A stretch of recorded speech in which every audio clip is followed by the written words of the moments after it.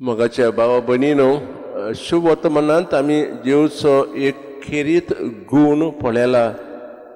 जेजू भुकेल्या लोकांचे चुरचुरे कोत्तात.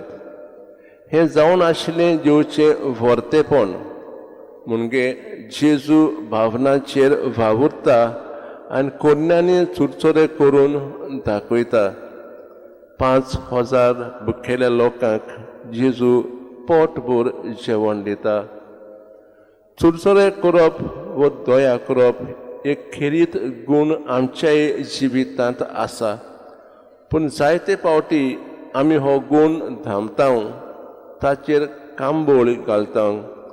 कित्याक दुसऱ्याचें चुरचो करप आनी तांच्या आदाराक पावप म्हणजे आमकांच त्रास दिवप. आमी हो त्रास घेवंक तयार ना.